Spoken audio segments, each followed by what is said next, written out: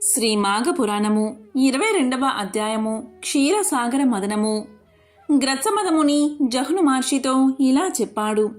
మునివర్య, ఏకాదశి వ్రతం చేసినవాడు, మాఘమాస వ్రతం చేసినవాడు అశ్వమేధ యాగం చేస్తే ఎంత ఫలం వస్తుందో అంత ఫలాన్ని పొందుతాడు. కోరుకుంటే స్వర్గరాజ్యానికి రాజైన ఇంద్ర పదవిని పొందుతాడు. మోక్షం కోరుకుంటే మోక్షాన్ని కూడా హస్తగతం చేసుకుంటాడు. అన్నదానం చేసిన వాడికి కూడా ఇంత పుణ్యం వస్తుంది అనగా విని జహ్ను ముని ఇలా పలికారు. మునీంద్ర, తిథులన్నిటిలోకి ఏకాదశి తిథికి అంత మహత్యం ఎలా కలిగింది? అశ్వమేధ యాగ ఫలితాన్నిచ్చే శక్తి దానికి ఏ విధంగా కలిగింది? ఇది వరకు ఎవరైనా ఈ వ్రతం చేసి ఇలాంటి ఫలితాన్ని పొందినవారు ఉన్నారా అని అడిగాడు. అప్పుడు గ్రత్సముదుడు ఇలా చెప్పాడు. ఆ ఫలితాన్ని సాధించిన వారున్నారు. పూర్వం అంబరీష మహారాజు ఇలాగే ఏకాదశి వ్రతాన్ని నియమనిష్టలతో ఆచరించి మహా కోపిష్టివాడైన దూర్వాస మహామునికే బుద్ధి చెప్పాడు. ఇప్పుడు నేను ఇంకో కథ చెబుతాను, విను. ఇది క్షీరసాగర మదన కథ. దీనికి సంబంధించి నీ ప్రశ్నకు సమాధానం కూడా వస్తుంది.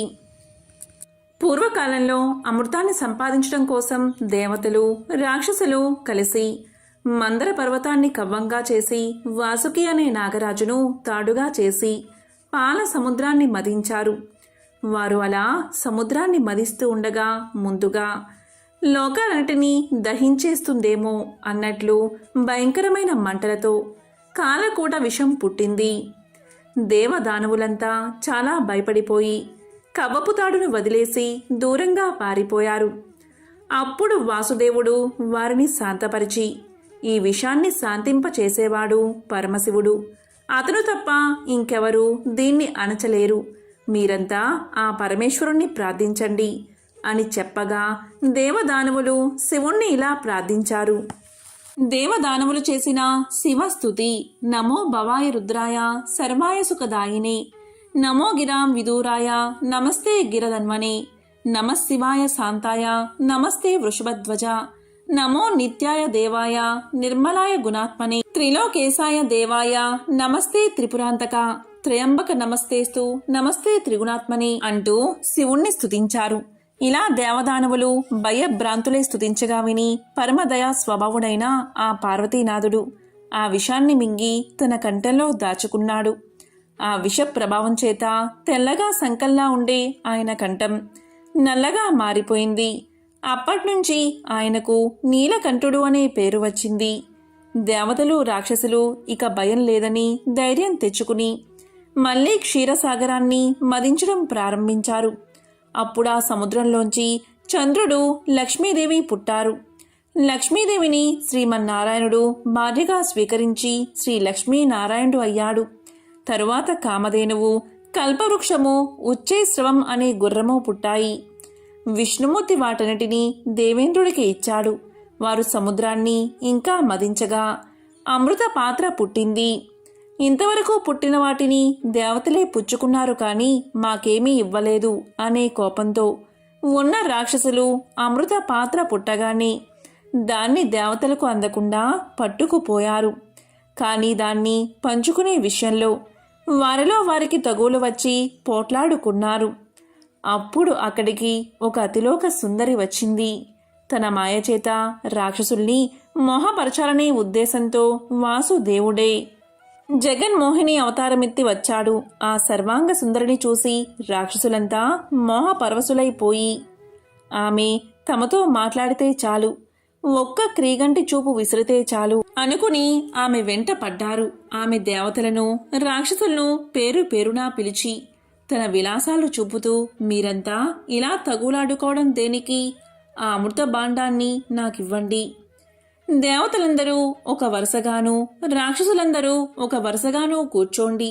మీ అందరికీ ఈ అమృతాన్ని సమానంగా పంచిపెడతాను అని కోయిల గొంతుతో అనేసరికి వారంతా ఆమె చెప్పినట్లే 2 వరుసల్లో కూర్చున్నారు.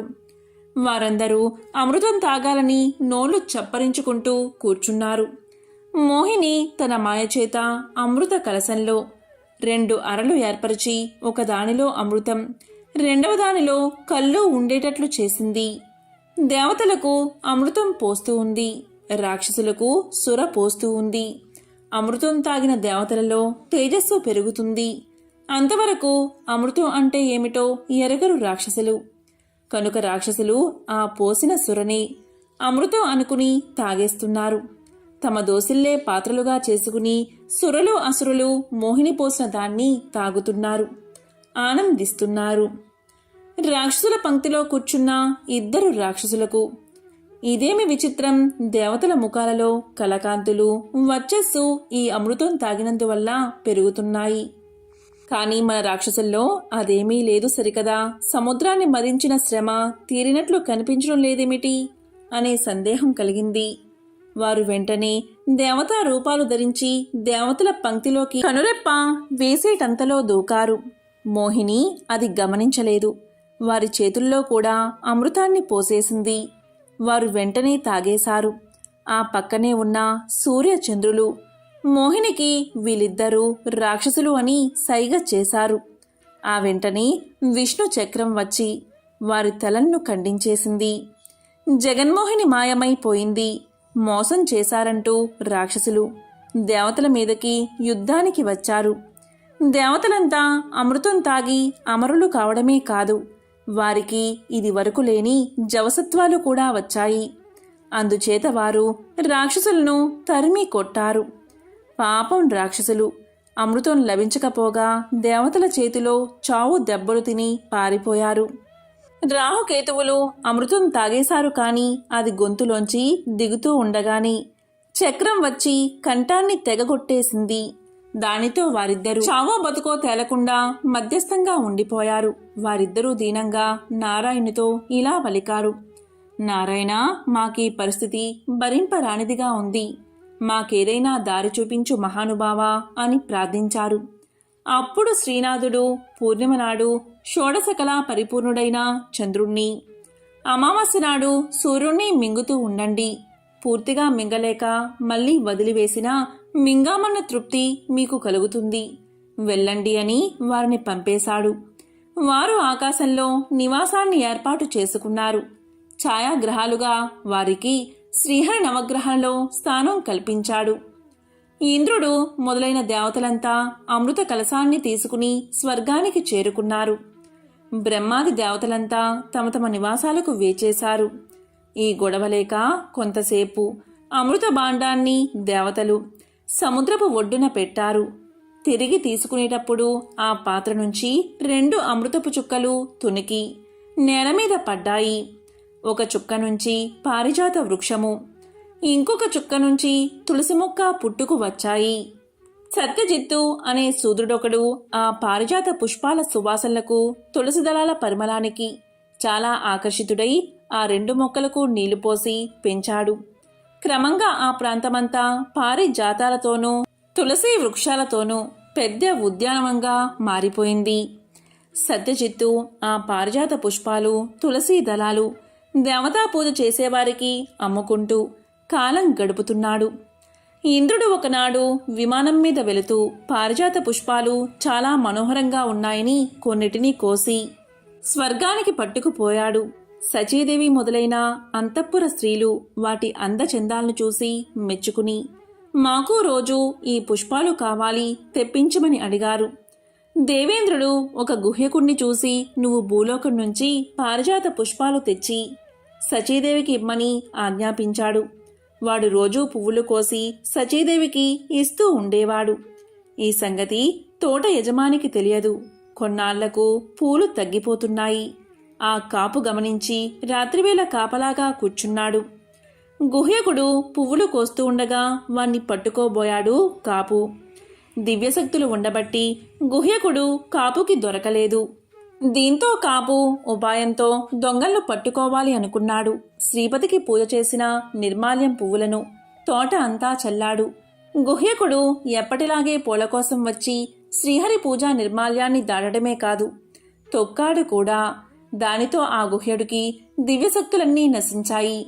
ఆకాశ గమన శక్తి కూడా తొలగిపోయింది.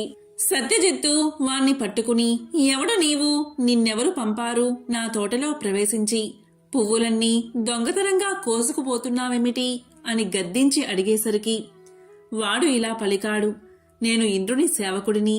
ఇంద్రుడు తెమ్మంటేనే నేనీ పూలు కోసుకుపోతున్నాను. కాని ఈ రోజున బుద్ధివంతుడైనా నీకు దొరికిపోయాను అని సమాధానం చెప్పాడు. కాపువాడు అతన్ని ఏమీ అనలేక అతన్ని విడిచి ఇంటికి చేరుకున్నాడు. గుహ్యకుడు కూడా ఉద్యానవనంలోనే ఉండిపోయాడు. శ్రీ మాఘ పురాణము 22వ అధ్యాయము సంపూర్ణం.